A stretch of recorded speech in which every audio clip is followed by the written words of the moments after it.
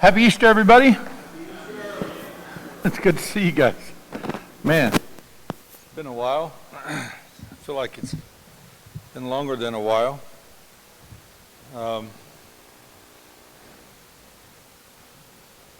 You know, in this video, either I wasn't paying close enough attention, or I just maybe the video started a little early. Is this thing on? Can you hear me? It's not on, right? Is it on or not? Yes? Oh, now I can hear. See, now I can hear it. Because I was yelling before, okay? Okay, so in the beginning of this video, all these disciples are sitting in a dark room looking pretty pathetic. And the one they focused on was Peter. One of the disciples, most likely Thomas, looked over at Peter and said, "Well, you're the one who's supposed to be his rock, right? Well, where were you?" And what was Peter's response? "I failed him." He didn't say, "I denied him 3 times," just like he said the night before, right? I failed him, like we all did. Think about what happened there. You know, you guys got to really think about it. You should think about it. You should. If you're paying attention, you know, you should see tons of parallel in your own life.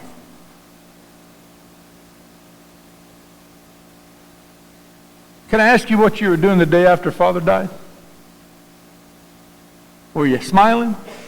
Were you celebrating the entry of the King into the spirit world? Or were you weeping? Or did you not know what to do?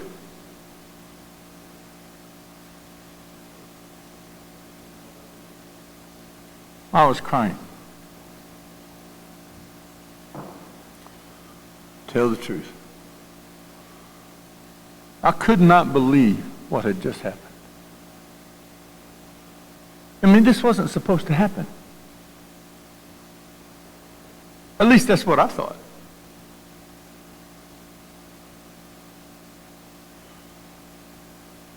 These guys were terrified, hiding. You know, the upper room was turned into a sanctuary of hiding and fear. No one wanted to go outside. You know how? Have you ever noticed how I sound like a Southern boy? You ever noticed that? Well, if you were from Galilee, you didn't sound like folks from Israel, from Jerusalem. That's what they, you know, when they heard Peter speak, they said, "He sounds like one of them," because he had a different accent. Although he spoke Hebrew, he still spoke with another accent.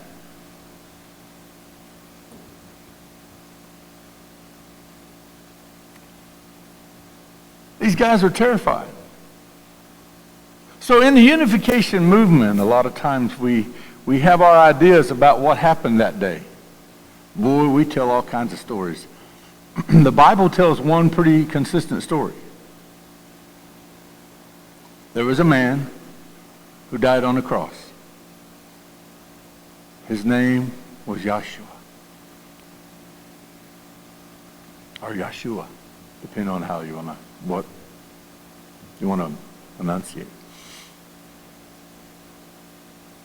He died the day before Passover on that cross.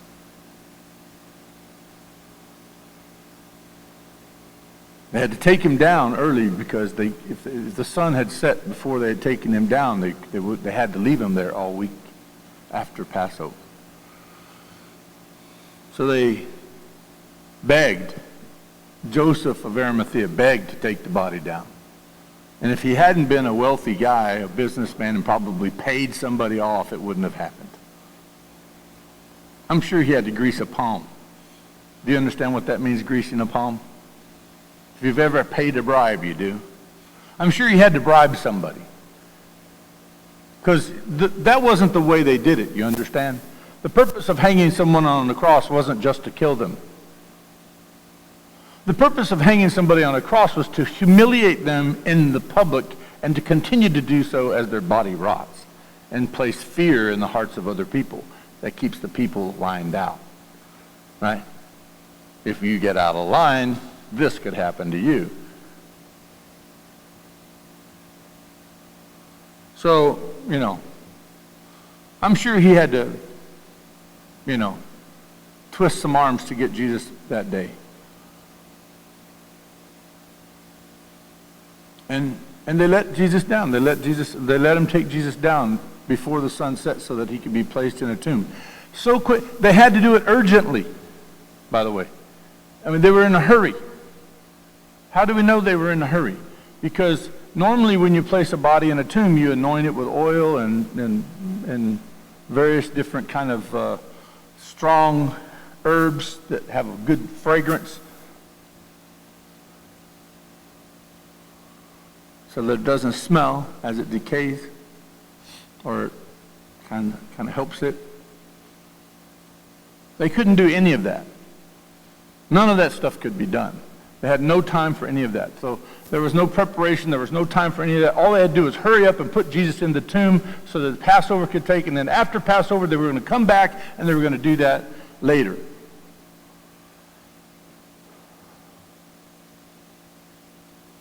What were the Romans? They didn't care. He was dead. Good riddance. Pontius Pilate sent a centurion there to watch the crucifixion of Jesus and make sure that he takes his last breath. I want him to make sure that he's gone. You can't leave until you know.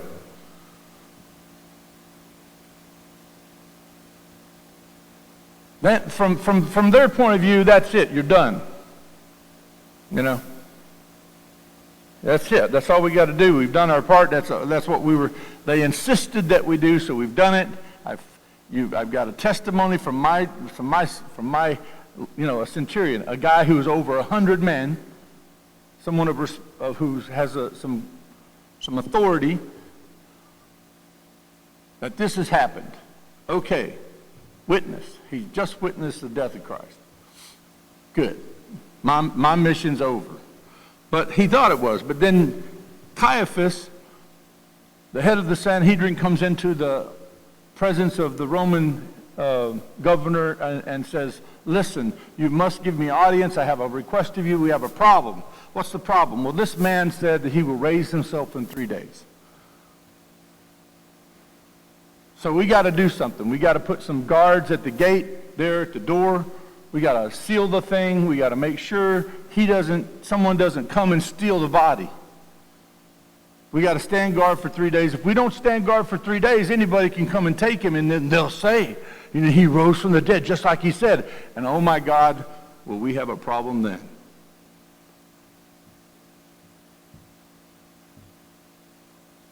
Now, Pontius Pilate was done with these people. He was so pissed off and upset with them. Let me rephrase that. He was upset. He had washed his hands of it. He thought he was through with it. Now he's still having to be drug into this little fight among the Jews over who's the king of the Jews or who's this. And did it really matter? No, it didn't. Because the king of the Jews was being told what he had to do and how to behave anyway. So I believe just because Pontius Pilate was because Caiaphas was so irritating that he said, okay, I'll take 3 of my men and we'll put them over there and they'll stand guard. I'll tell them that they can't sleep through the night and then we'll be okay.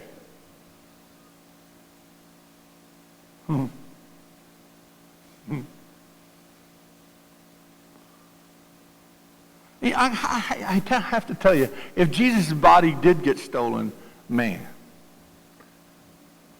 there must have been some David Copperfields in Jerusalem that day. There had to be some fairly tricky people. because they had to bribe 3 guards who had already been paid and who had been paid again to lie about it. And then, oh my gosh. The Bible actually records that these guards were paid to lie, that that they didn't see what they said they saw. All of them agreed that they saw something shining, like light. And they heard a sound, and the stone, come on. Then they were all struck, like they all passed out. Come on. What happened? And they tell this magnificent story, how they see this incredible light. And then they all pass out from like whatever, wake up, and the stone's been rolled away, and the dude's gone. They didn't have flashlights back in those days. They couldn't turn on the spotlight. No. A UFO might have.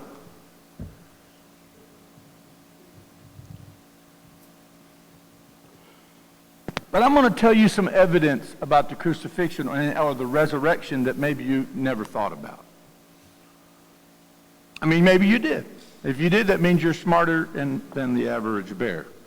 The first evidence that I believe is noteworthy of the resurrection of Christ is that the Bible records women. Women are the ones who first go to the tomb and find it empty. Now, why do I say this is evidence? Good evidence. Anybody have an idea? Why would that be good evidence? Really, really good evidence that the Bible records it that way. Why? Oh, I'm glad. No, that's not the Holy Spirit's working, but that's not the reason why it's good evidence. There's a reason why it's good evidence. No? Okay, here's the reason why this is good evidence. The Bible records that women came to the tomb and women witnessed the Christ himself and that the tomb was empty. That Jesus spoke to Mary. Who was Mary, by the way? She was a respectable woman. Huh? She was very close to Jesus. But she was a respectable woman, is that right? Come on, y'all, work with me now. Who was Mary? Mary Magdalene is who? Just some gal Jesus met. Who is Mary Magdalene? She was a prostitute. Okay, when the Bible talks about sinners, it separates 2 different classes from sinners. Jesus hung out with sinners, prostitutes, and tax collectors. So those are sinners that are like above other sinners. Not in a good way. Do you understand? So the Bible doesn't just record any woman, the mother of Jesus maybe, Martha, or Mary, her sister, the sisters of Lazarus, but they record the harlot that Jesus restores. Not only is it a woman that the Bible records, it records a woman of ill repute, basically, with no virtue, basically. This is a woman that no Jewish scholar would ever choose to bear witness to anything on earth. And yet, these are the facts. No man, no writer of text of on any level would say this unless it had to be said because this was what happened. Because it's not good evidence in that day. And when this woman, by the way, ran back to the place where the rest of the men were hiding, only one that had any guts to even go to the tomb was a woman. She reported to Peter and John that Christ had risen, and they called her a liar. You jest. You are lying. Don't play with us like that. She had to repeatedly tell them again and again. Finally, Peter went, Really? And then John and Peter ran to the tomb. So Christ appears to women in the text. This is totally off, okay? If you want to have a good story, if you're lying. If you're lying, you don't make up stories like that. If you're lying, somebody who's testimony worthy is the witness. Do you understand? Does that make sense to anybody? Okay, second thing is, I sent you a photograph. Did you get the photo? Show them the photograph.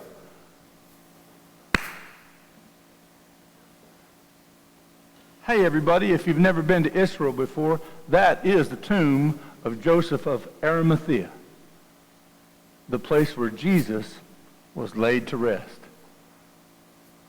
Now I had to borrow this picture because they wanted $20 for it. Can you believe that? What you can't see here, and I wish I had it at I could have got it at a different angle, but I didn't feel comfortable to borrow 3 or 2. You see that little ledge right in front of the tomb? What you can't see from this angle, because it's a direct angle, is there's a trough about this wide and about that deep. Do you know what that's for? That stone that rolls over. And then what they would do is they would roll a stone over the thing, and then they would chalk both sides of the stone. You know what I mean by chalk, right? You know, you ever seen how they do airplanes? When the airplane stops, they throw these little things on each side of the wheel so the wheel doesn't roll one way or the other. They would chalk both wheels.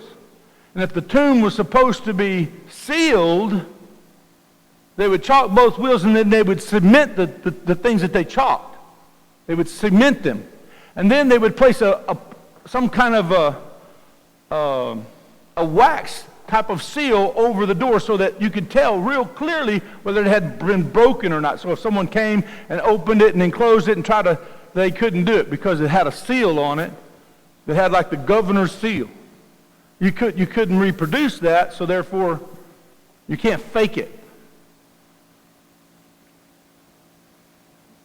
That's how this tomb was closed. When they came to the tomb, it was opened and the seal was broken.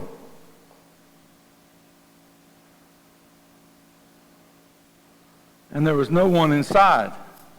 So here's the second empirical, what I believe to be probably the most significant evidence. Anybody who could walk 15 minutes, that's how far this is away from the city. It's just a 15-minute walk. That's how close it was. Anybody who could walk 15 minutes could go walk down there and see that there's an empty tomb, that Jesus wasn't in it. How he got out of it, only God knows. Because I definitely don't know the answer to that. There's only one. Well, there's 3 that I know of. You know.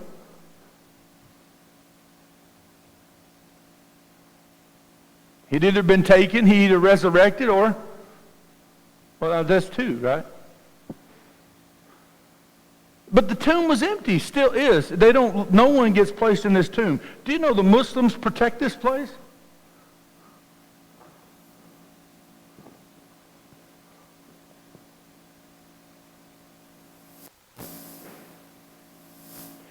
So,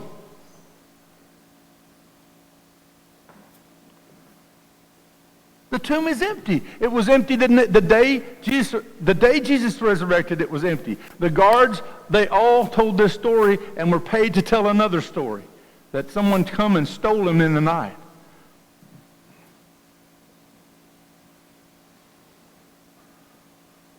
And the Bible records one guard's confession that that's the case.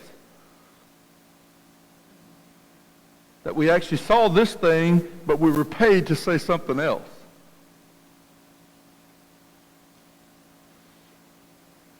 Now, in order for that guy to be lying, someone had to pay him twice.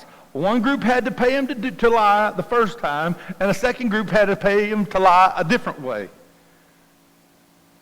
Do you understand what I mean?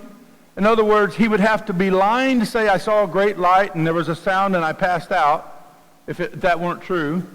Someone had to pay him to say that, because no one's going to do that unless, no one's going to go against their officers' orders, right? Unless they were paid to do it. So, I mean, in order for this, I mean, the web of lies that would have to have been woven for this to happen are just too crazy. But the biggest evidence of all is that Jesus was gone. There was nobody there. Do you know why this is incredible evidence? My third reason. You ready? Every single one of the 12 disciples gave their lives in some form or fashion for the mission that was called upon them to do by Christ. If you steal the body out of a tomb, you yourself perpetrate the lie. You're not going to sacrifice yourself for that lie. Understand? You're just not going to do it. Because you know the truth. The truth is, he didn't resurrect. The truth is, it's a lie. And you're not going to go to your death Peter was crucified upside down, saying, I'm not worthy to be crucified like my Lord. These were men who were terrified that they might be taken and crucified along with Jesus, and the next day took to the streets with bold courage, testifying the resurrection of the Lord. You don't do that with a lie. You stay hidden for as long as you can until the coast is clear.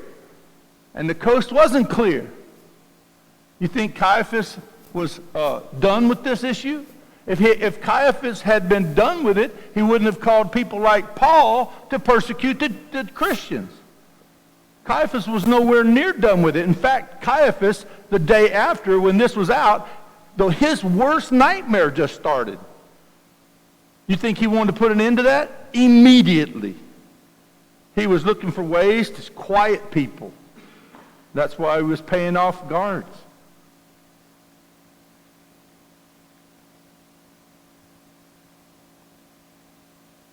All of these men, all of them,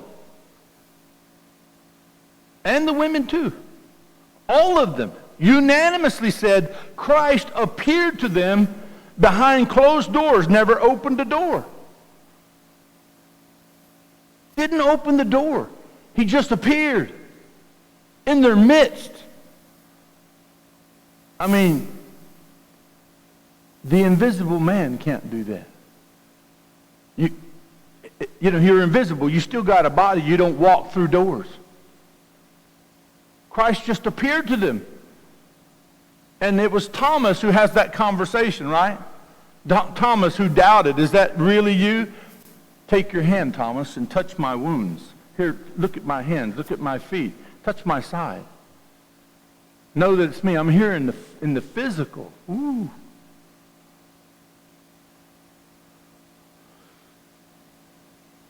This is a, and then just as he came, he appeared, he disappeared. Two of his disciples were on their way to Jericho. What does that really mean? They were running to Jericho to get out of town. They didn't have time to hide. They had to get out of Dodge, okay? They were escaping to another city. They was like, this is too hot in here, man. It's time to go, right? And on their way to Jericho, they met a man along the way. Now, he traveled with them a little ways, and they did not know him. Just a stranger.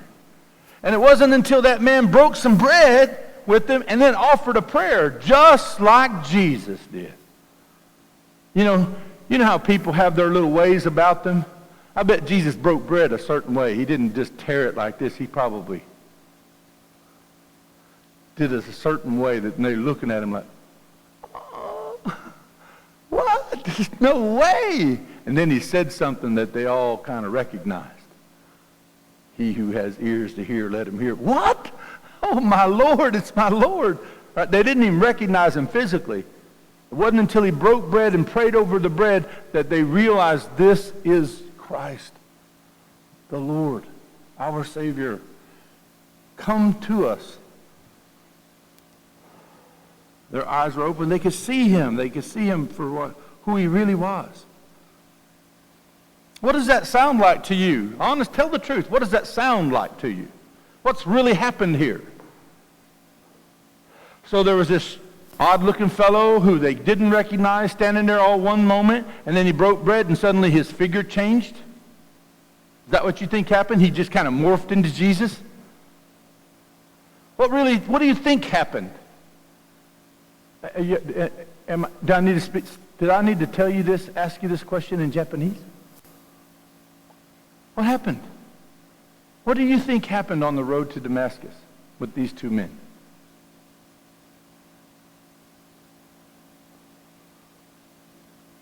I need an answer.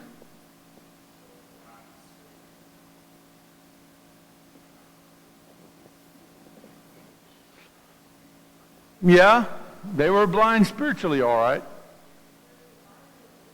Well, what does that mean? What do those two statements mean? Their spiritual eyes were open, they were blind spiritually, they couldn't see. Well, they knew they could see somebody.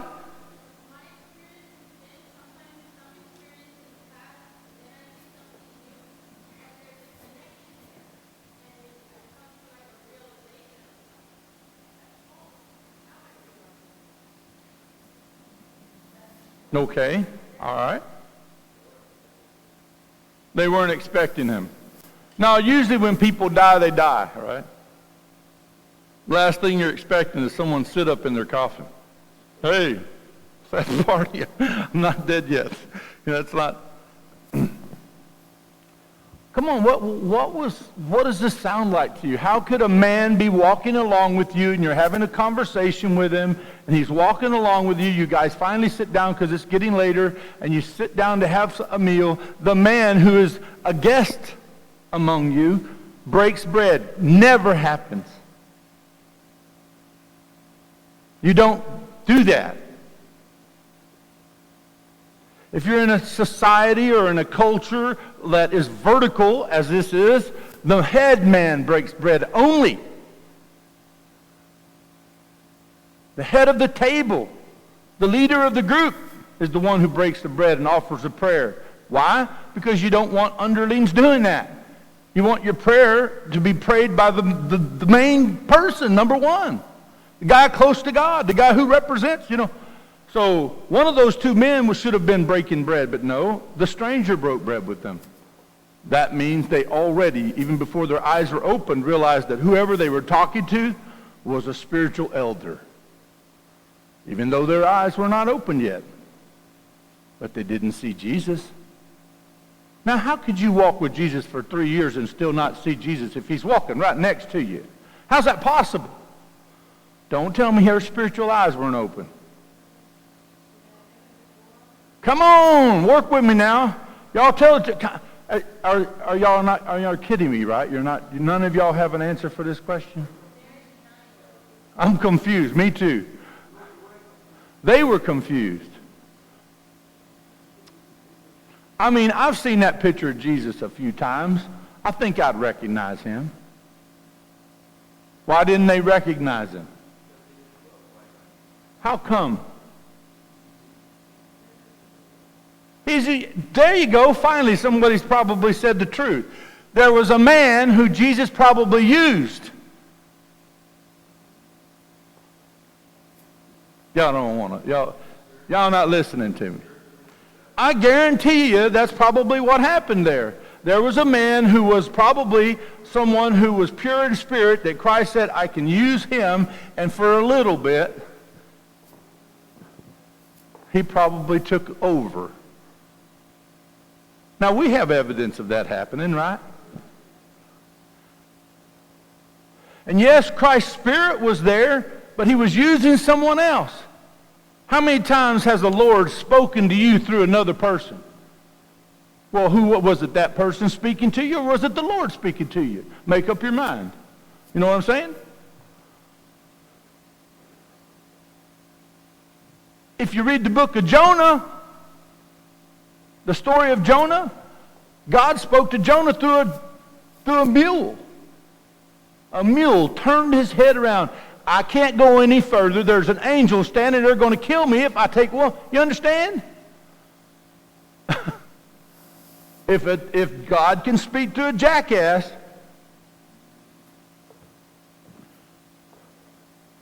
I just wanted to use that word in church one time. Do you understand? Check that off my bucket list right there.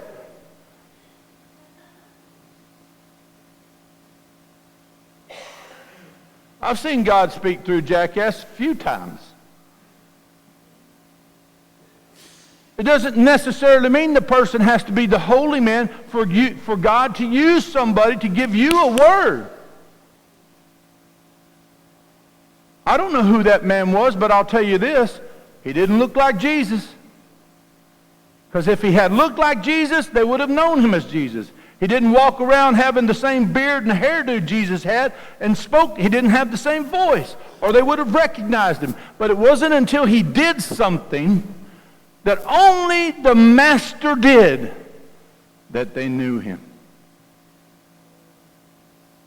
That's when their spiritual eyes got open, because they recognized something that this man did that was unique to Jesus.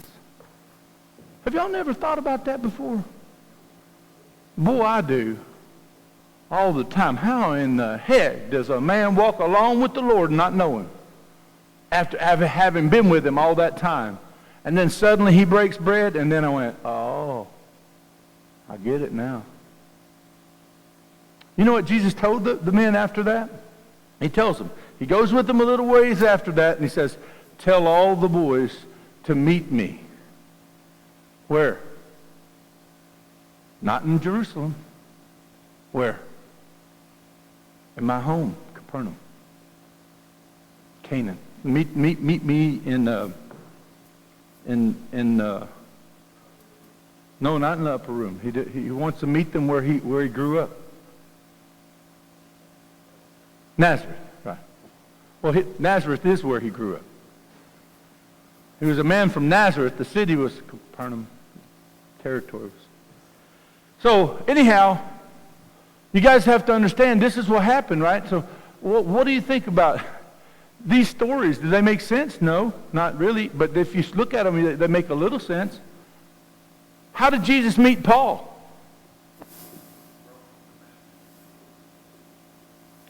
He just rode up on a horse one day and said, hey, Paul, I'm Jesus. You've been persecuting me, and you need to stop that. How did Jesus meet Paul? How did Paul meet Jesus?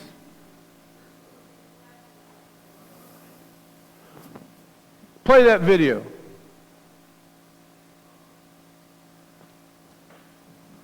Do you have it?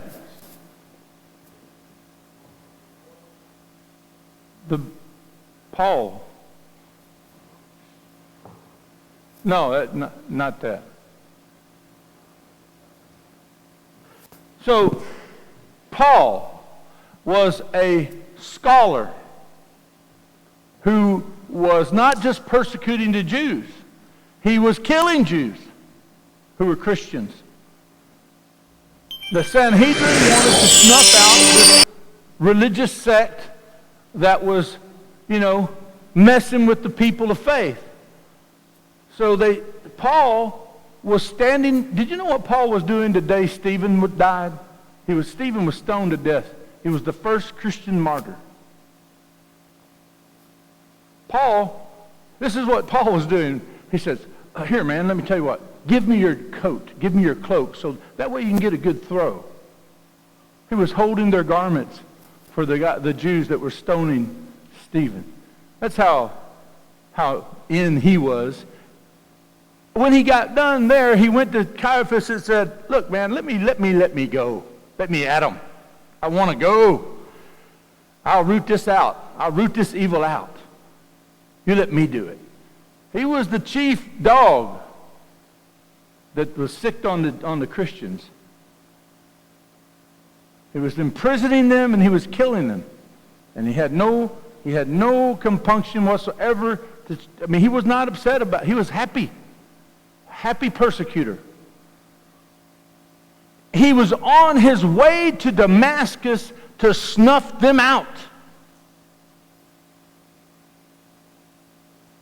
And along the way, this happened to him.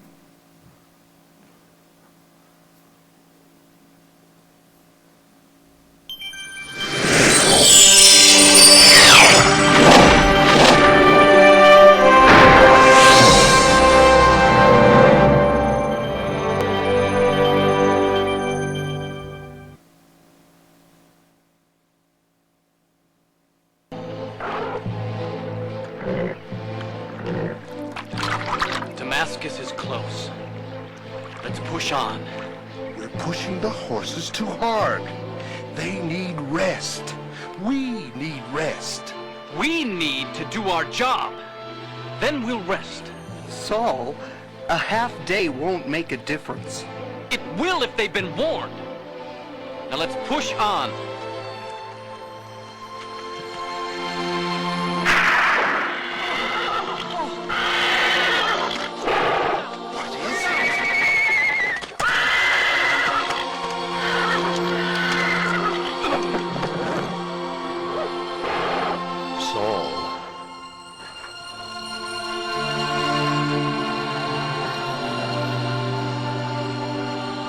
Saul, why do you persecute me? Who are you? I am Jesus, whom you persecute. Lord, what would you have me do? Arise and go into the city, and it will be told you what you should do.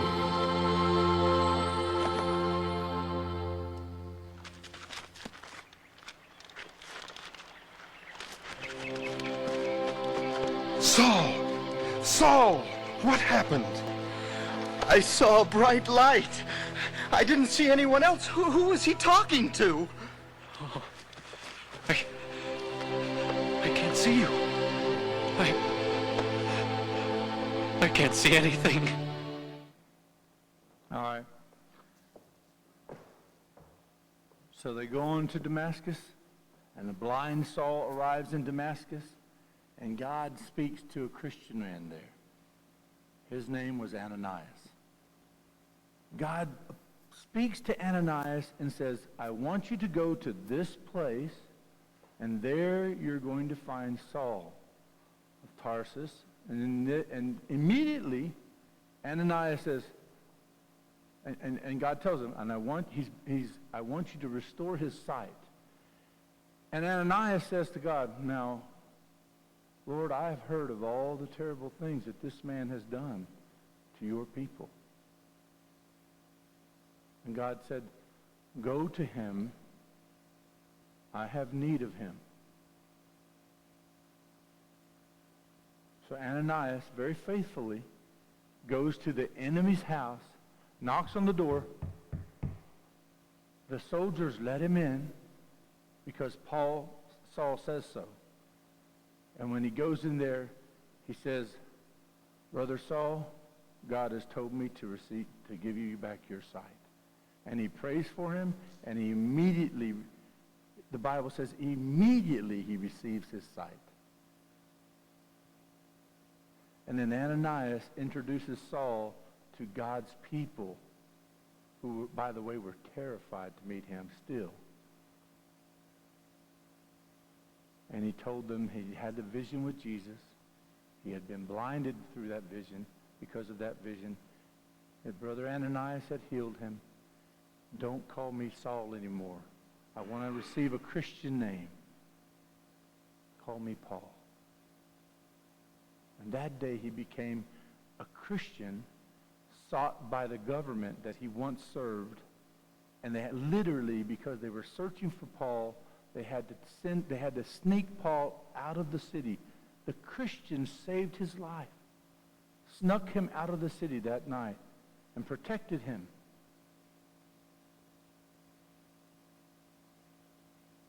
Could God pick another person?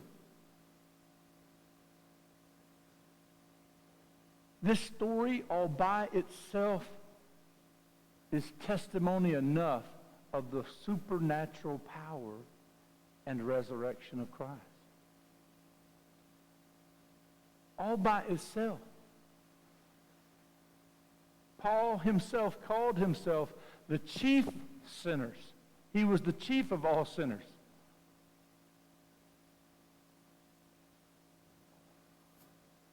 This is not how the disciples would have written this story had they written it themselves.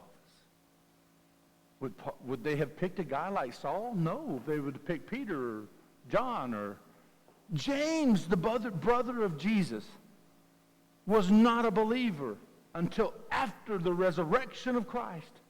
His own brother was not just a non-believer, he was a hater, saying, my brother's beside himself. A little crazy, like some of your brothers said about you. Exactly the same.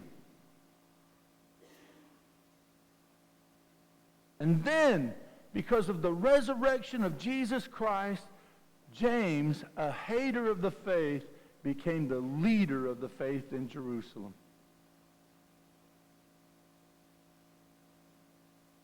John, the brother of Jesus, wrote the book of Revelation.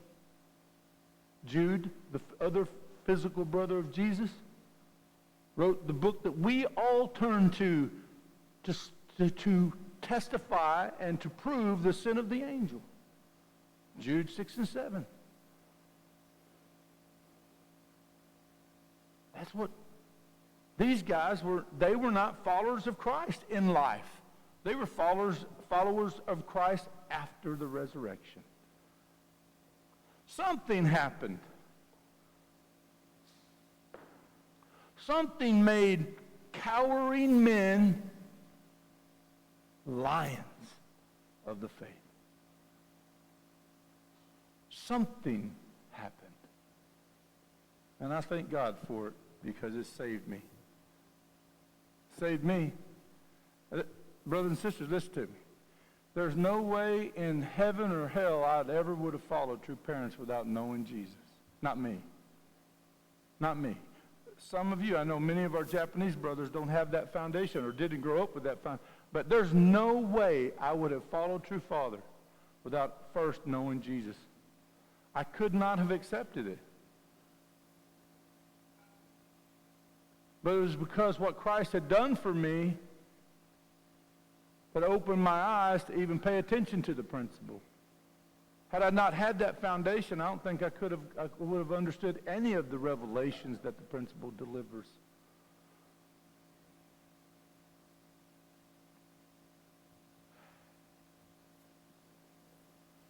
Now I got something new to tell you.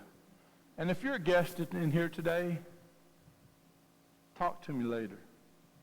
And I'll explain maybe a little bit more about what I'm going to say. Father passed.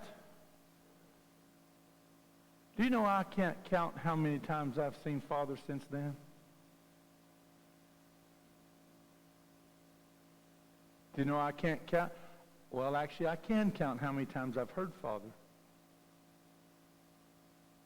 Father's voice clearly ringing out. One time I was at a speech in Las Vegas, and Mother was speaking, and I was standing in the back of the room, and I couldn't hear Mother because there was just, the place was packed. There was no place for me to sit. And I had a VIP who was struggling because they weren't receiving VIP treatment. They were receiving the worst kind of treatment in the back room and the upper level and the back in the corner. Just, Reverend Jackson, they don't know who I am. I'm so sorry. God, forgive me. Right? So I was dealing with that. Then Mother took the stage. Then that VIP stopped complaining because the voice of the Lord was being spoken and they just focused on the Word. So I got back out of that room and I went back down to that, but there was no place, the doors were shut and there was no, it was just so packed full, standing room only. So I leaned my head against the door And all I could hear was just a mumble. I'm like, God, I really want to hear this speech. I could hear Mother's voice, but I didn't understand what Mother was saying because it was in Korean. I could hear Mother's voice, and then as I closed my eyes and just listened to the voice of true Mother, her voice became the voice of Father's. I started to tremble all over. And it didn't change. It stayed that way the whole time. I even checked myself. Did I fall asleep or something? 80,000 people in a giant rally in Korea. Mother's speaking, and Father's on the side of Mother going, yes, yeah. I mean, it's like crazy. Yes. Father's jumping up and down. I believe that rally was the rally that put an end to an imminent war, a war that was coming no matter what. It looked like it was so scary. And there Father was, standing next to Mother, jumping up and down. At Nassau, Father came out with Jesus, leading a multitude of people behind True Mother onto the stage. I get tickled about telling people that because when I saw that, it was like, oh my gosh. And when I tell people that, the only thing they asked me was, what does Jesus look like? That all you want to know, really? You don't want to know if George Washington was there? You know, Peter Frampton, no, he's still on the earth, I'm sorry. You know, that's all they want to know. Well, what was Jesus wearing? What? Well, what was Father wearing? And there are people in the back going, well, that's a good question. I know, but I get tickled when I hear questions like that. So many times I've seen Father standing right next to Mother, encouraging her, proud of her, championing her in the Spirit.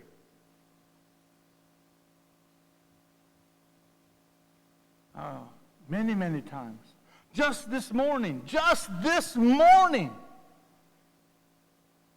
Father was giving a speech like in 78 or something. I forget the date. It was crazy. And Father was saying something decades ago. And I had a dream just before Vienna. Mother went to Vienna. I had a dream. In that dream, Father was telling about my dream.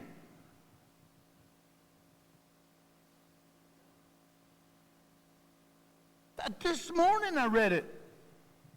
I was like, oh my God. And I looked up and Reverend Hernandez looked at me and he's like, yeah, I know. Oh, freaky, you know. Now I know who gave me the dream. I thought it was Mother. Actually, it was Father. In the dream, I'm planting seeds with Father. Side by side, I'm planting rice. I'm planting seeds in a field with Father. And then Father vanishes. He disappears and the ground dries up. And I can't plant the seed anymore because the ground is hardened. And I look up and Father's gone and I get really worried because he's gone, right? And I'm looking around all worried and scared. Where did Father go? Where did Father go? And I turn around and there stands Mother. She's got this big old pitcher, basin of water, and she's smiling at me. And she starts to pour out this water over the land. And everywhere she pours water, the seeds begin to grow right before my eyes, like in an instant. And they grow up like tall, like this. And it's really lush and full and green as it can be. And everywhere she focuses on, it gets greener and thicker and more full. Sprouts are growing everywhere. And the land right beneath my feet, I haven't moved an inch. My ground starts to get moist again so I can... And she says to me, and I'm gawking at her. Like that. I'm sure I'm just mouth wide open. Oh my God, like that, you know. She looks at me and she smiles and she says, got to go back to work. A lot of work to be done. So much work to do. Oh, yes, Mother. Crazy, right? And just this morning, I'm reading Father's speech, and Father speaks. This is what he said. True Father came, and he planted the seeds. Father was the one who planted all the seeds. But Mother is the one that nourishes the seed, gives it life, and makes it grow. And I'm going, that's what my dream was. Oh, my God.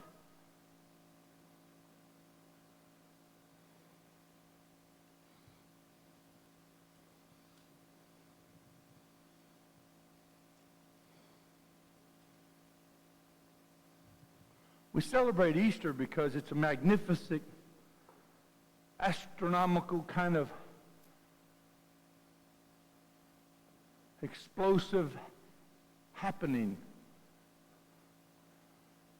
It happened over 2,000 years ago. Because it happened, Christ was able to resurrect, and he was able to spend time with his people, restore people like Peter and all the disciples, and give them hope. And these guys, they didn't think they could die.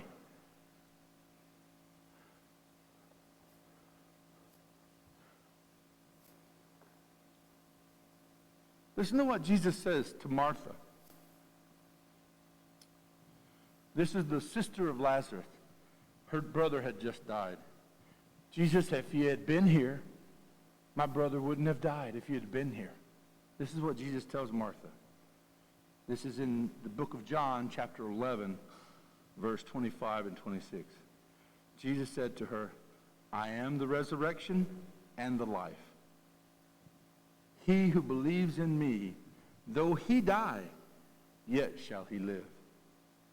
And whosoever lives and believes in me shall never die. Then he asked Martha, do you believe this? You know what Martha said? Yes. And then he raised her brother from the dead. But at first he asked if someone believed. Do you know all Mother's asking us today is if we believe? Do you believe in me? Do you trust me? Unite with me. If you do so, you'll see miracles. Miracles. How many of us are really getting down with that, by the way? Really believing?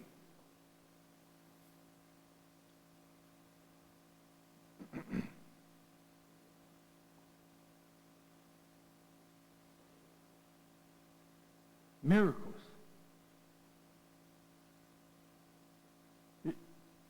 We live in a time. We live in a time where if you believe now, if you believe in the one who has been sent to you by God, right? We live in a time that if you believe in the one who's been sent to you by God, you too shall witness miracles. How many of you like to see a miracle? Some of you don't think it's unificationist to wish for one. You know, because we're the people that think we're supposed to just pay indemnity all the time. That's all right. The principle of indemnity hasn't changed. The principle of restoration hasn't changed. But however, you live in a new era where miracles are possible simply because you believe in the one who came to save you. If you believe in the person who came to save you, if you believe in the Lord, if you truly believe, then what would you be doing, by the way? You would be doing what the Lord asked you to do. And it doesn't matter what it is. If you believe. Listen, if you believe, you think you can do anything. If you believe. If you believe, you don't try to do something. You don't try to follow the Lord's words if you believe. Not if you believe. Because if you believe, you have gone beyond thinking that it could be possible. If you believe, you know it is. In your mind, it's the question, the problem has been solved. You're done with that. You're beyond that. Now you're in a different mode. You're taking action if you believe. You're pursuing what the Lord told you was to come if you believe. I'm telling you the kingdom of heaven is at hand if you would only believe.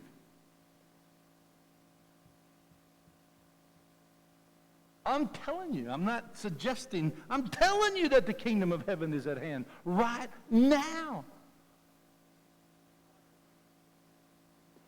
We're not where we used to be. Yesterday and today are not the same.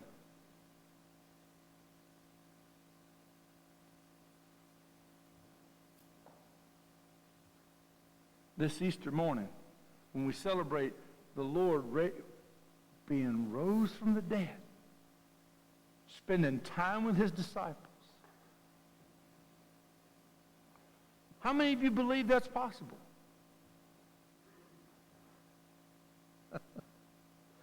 It's because you're still trying to work out the science of it, right? I didn't, by the way, did any time at all did I ever tell you that Jesus physically rose from the dead? I don't believe I said that to anybody today. So why are you still struggling with the science?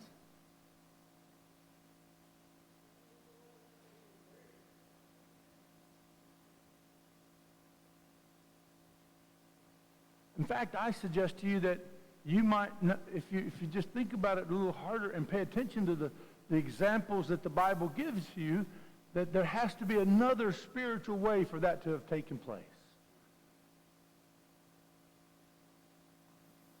I haven't physically touched Father either. Although he kicked me a couple times in one dream. It was a dream though, so.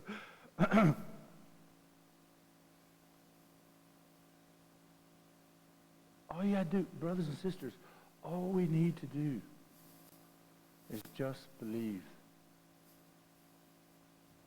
If I asked you to do something that was obvious as the nose on your face and it wasn't that difficult to do and it didn't challenge you at all, but if you did it, would that require any faith up for you?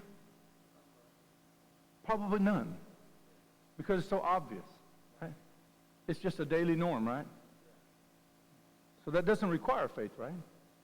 Something that doesn't make any sense requires a little faith, though. Something if I told you that if you did this, this was going to happen, and you would go, really? Why? How could that be an occurrence after that? I don't get it. Exactly. It requires faith. It's not something that makes common sense necessarily. Faith is believing in things that are what? Unseen. Faith is believing in something that hasn't come about yet. Faith is believing in something you've never witnessed. Faith is believing in something that isn't obvious. Faith is believing in something you don't understand. Faith is believing someone who's proven over and over and over again that they're trustworthy when they tell you that something that seemingly you don't understand, it doesn't make sense, but because of the one who's telling you this, I choose to believe it because they've been right every time so far. I can have faith in them that what they're telling me is going to happen. I can do that. Jesus did that every time. Even in this instance when he raised Lazarus from the dead. By the way, guys, did you know the Bible records that in a very interesting way? Lazarus is raised from the dead, and on the week before, when Jesus enters into the holy city, and it's Palm, we call it Palm, right? Palm Sunday, right? Lazarus entered the gates of Jerusalem with Jesus. Now, here's the thing about Lazarus, maybe not all of you know. Lazarus was a local boy. He lived there, just outside of Jerusalem in Bethany. He lived close by. People knew him. So there was a murmur. The Bible even talks about the murmur. The one that he raised was with him. And they knew who he was.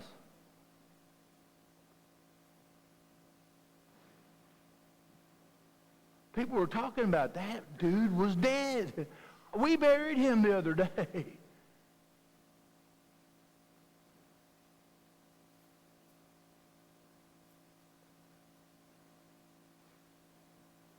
There's all kinds of proof. But before Jesus raised him from the dead, what did he ask Martha? Do you believe?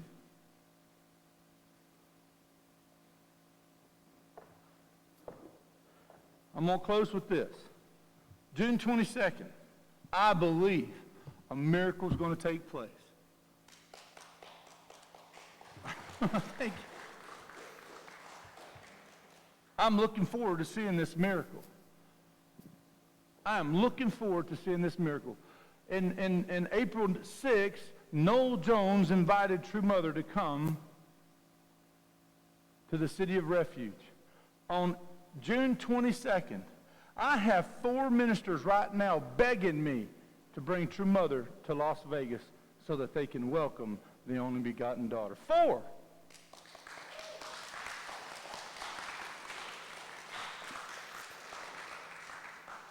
I got a call yesterday from Curtis Farrell.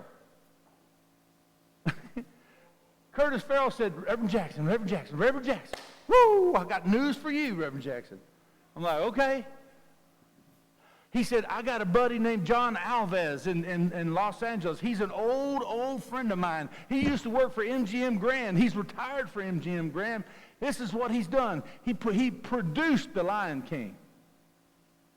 Okay, not only did he produce The Lion King, he produced the Michael Jackson show. You know, where the one where the hologram comes?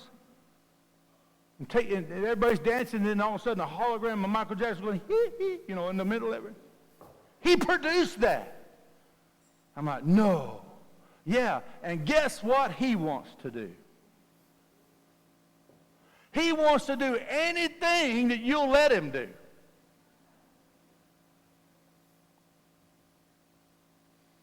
I got a call the other day that Faith Hill wants to sing at our event on June. Faith Hill! Do y'all know who Faith Hill is? We could charge $100 a seat and fill the place.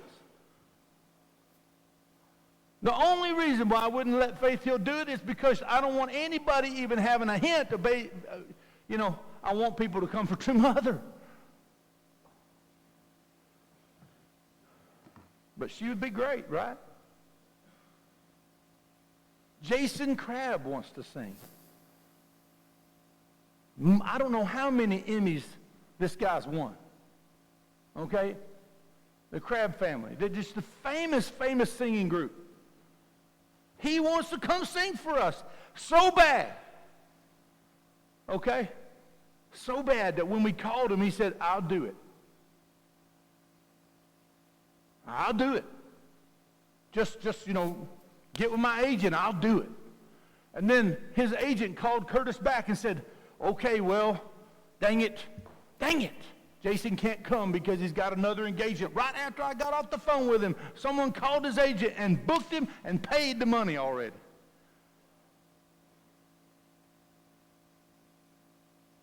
"30 minutes later, I got another text from Curtis. Yahoo! Like that, literally, it says Yahoo on my text, okay? It said, Yahoo! Jason called me back.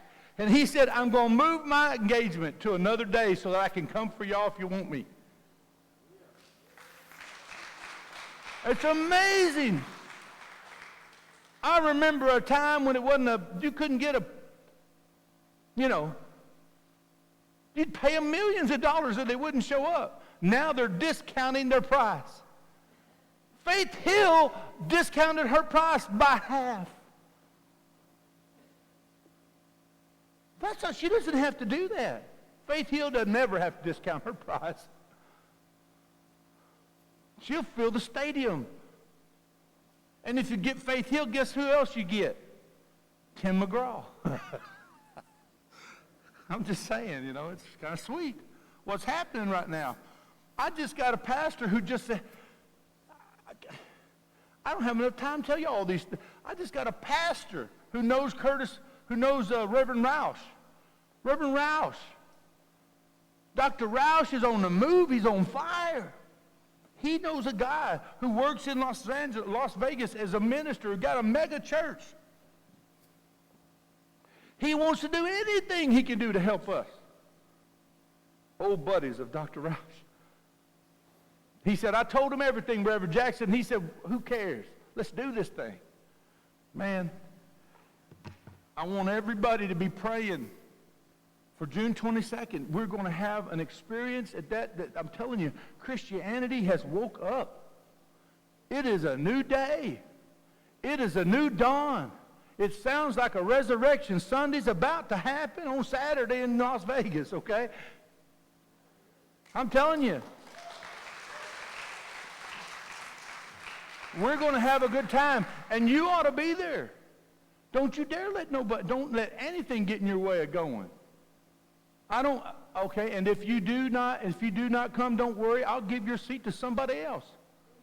And what I mean by that is I'm not telling you to come because I'm worried that we can't fill the place, because I'll fill that place just from people from Vegas. I'm serious. But I want you to be there. You need to witness what the Spirit of God is doing on earth right now. It is, I can't explain it good enough, guys. It's incredible. And people who aren't excited get excited. All right. See what I tell you? Whew, I'm hot. Come help me make this miracle happen with your parents. I said, man, you want to be there. You want to be a part of it. You want to be one who's laying down the victory for it. Amen? Brothers and sisters, I love you. Happy Easter to you. I hope I've given you some things to think about today. Those of you who maybe you think about the resurrection a little differently than you did before. You know, I love Jesus. He saved my life so many times. He saved all of us, actually.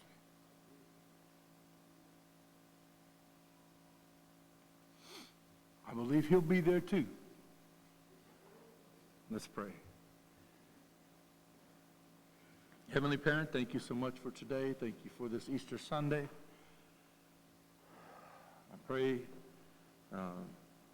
please forgive me, Heavenly Parent, if I've done anything that was this message was a part of me. I really wanted to speak from your voice. I wanted you to speak to the members today. I pray, Heavenly Parent, that they were able to hear what you wanted them to hear, what you had for each one of them. I pray that each person could receive it in their own way. Heavenly Parent, it's Sunday morning on Easter, Heavenly Parent, and I feel like we ought to have a moment where we can all pray together, where we can all call out to you a little bit. So, Heavenly Parent, I want to ask you that you'll bless these brothers and sisters today, and you'll anoint them and open some eyes today, Heavenly Parent. Open some ears, open some hearts, open some minds. Do the work that you need to do. Lord, thank you.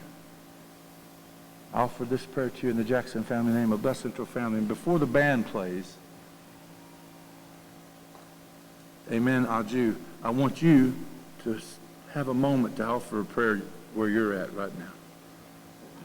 Let's pray.